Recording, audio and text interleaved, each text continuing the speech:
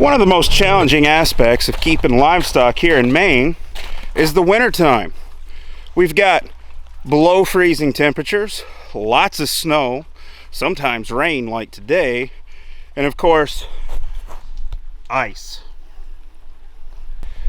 But one of the most challenging things that I find about keeping livestock is providing them with fresh, clean water. As you can see here, I have a hydrant installed out at my barn so that I can just simply come over here, flip it on. However, the first year I kept livestock here at my farm, I wasn't quite so lucky, and I had to drag a water hose 175 feet from my house out here to the livestock area. And then when I was done, I'd have to drain the hose so it wasn't so heavy or freeze, and then roll it back up, and then I would store it inside where nothing would freeze, so I could do it again the next day or the next couple days. And so I wanted to be able to do that the least amount of time as possible. So what I would do is I would use large livestock waterers for that. Now in the wintertime, you either have to break the ice or add a heater.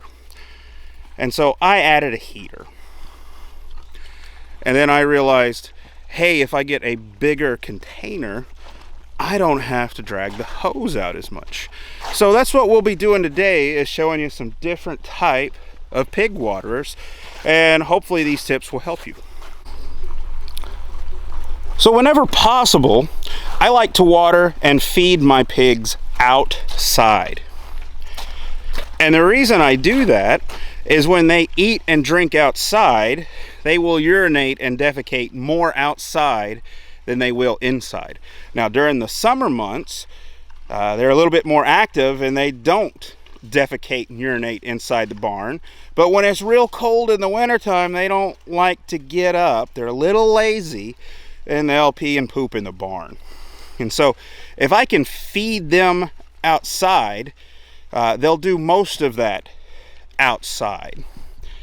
And when you water them outside, you can use one of these open stock tank type waterers without much issue. However, if you have to water your pigs inside, we run into a different situation. Let's go check out my growing pigs.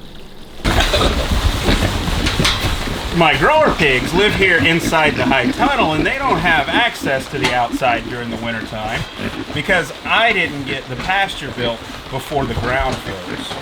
So they have to eat and drink inside this pen. And that means I have to do a little bit more cleanup, but I can still make my life easier by providing them a self-watering. Let's take a look at a self-waterer for pigs and how it works. First, you need a container, some kind of vessel that's large enough that the pigs won't run out of water and large enough to meet your needs where you don't have to fill it up constantly. This happens to be a 100-gallon stock tank, and it provides these growing piglets with enough water for several days. And so they are equipped with these water nipples. And the way these work is simple. The water pressure keeps the plunger out so that water doesn't leak out. And when the pigs want to drink, they come and put their mouth around it and press down on the stopper, and water comes out. Let's get started building our heated self-waterer for our pigs.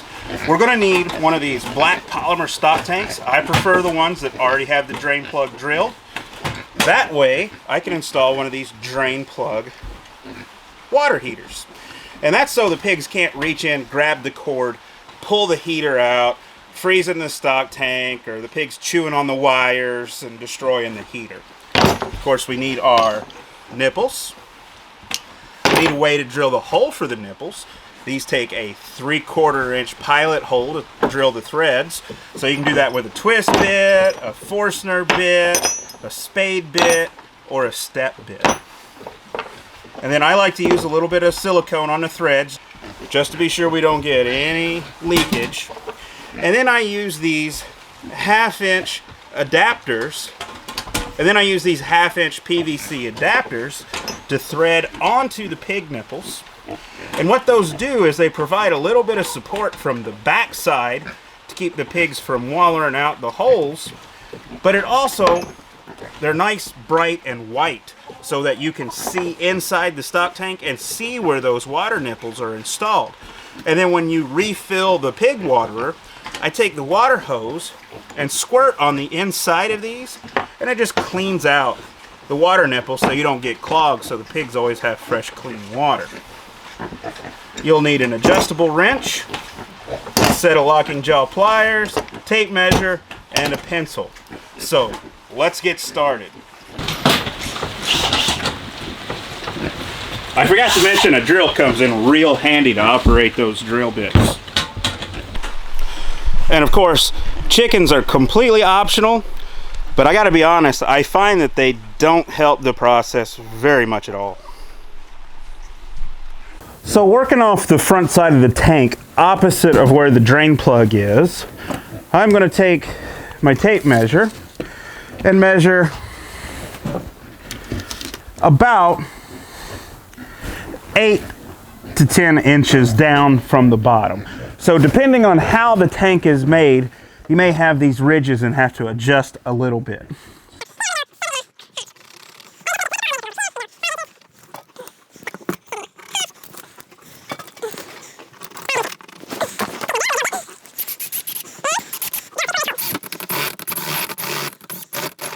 It's a little cold this morning, so the drill doesn't want to work.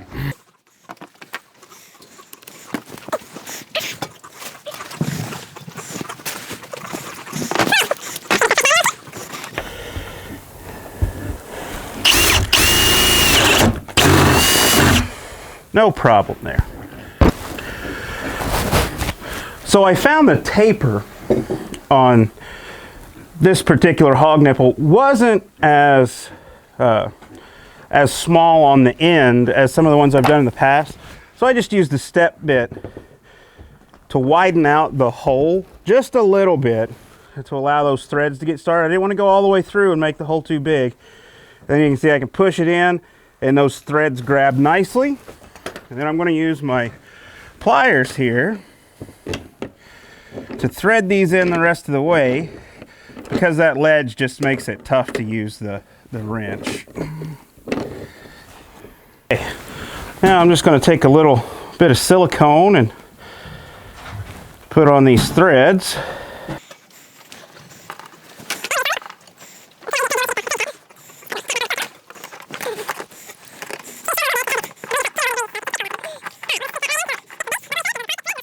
And so now we've got two really nice leak-proof water nipples installed, and it's time to move over to the back.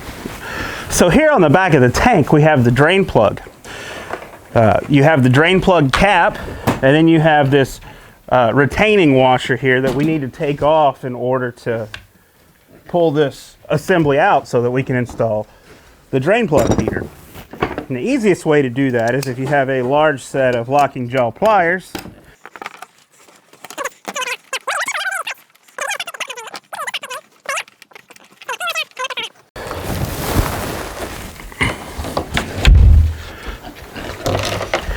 Just go ahead and make sure that O-ring is seated around the base.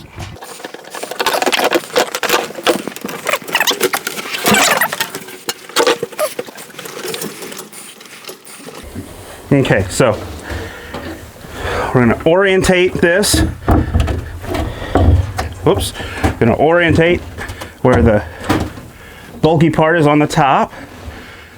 Insert it into the hole. Set the tank down. So now I need to run this other O-ring over the cable. Put it around those threads. And then come in with my collar, once again, over the plug. And then we're going to put this on here snug.